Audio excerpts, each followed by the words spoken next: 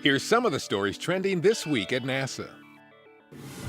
During an October 15th spacewalk outside the International Space Station, the second U.S. spacewalk in as many weeks, Expedition 41 flight engineers Reed Wiseman and Barry Wilmore of NASA replaced a failed voltage regulation device to restore the station's electrical power output to full capacity.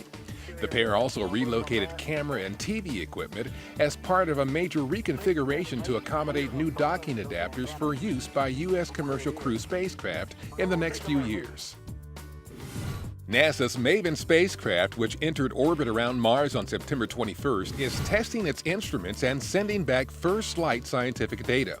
This includes a first look at a storm of energetic solar particles produced by a recent solar flare, unprecedented ultraviolet images of the oxygen and hydrogen coronas in the upper atmosphere, and the most comprehensive map ever made of Martian atmospheric ozone. MAVEN, on a mission to learn more about the history of the red planet's climate and atmosphere, will officially start gathering science in early to mid-November. With the help of a phenomenon known as gravitational lensing, which acts like a giant cosmic magnifying glass, NASA's Hubble Space Telescope has spotted one of the farthest galaxies ever seen, some 13 billion light-years away. The tiny, faint galaxy offers a peek back to the very early formative years of the universe, and astronomers say there may be more like it. Gravitational lensing happens when the gravity of a large galaxy cluster distorts and magnifies light from an object behind that cluster, making that object appear more visible. A search team for NASA's New Horizons spacecraft also used Hubble's distant vision to uncover 3 Kuiper Belt objects at the far fringe of our solar system that New Horizons could potentially visit after it flies by Pluto in July 2015. The Kuiper Belt is a vast rim of primordial debris that circles our solar system.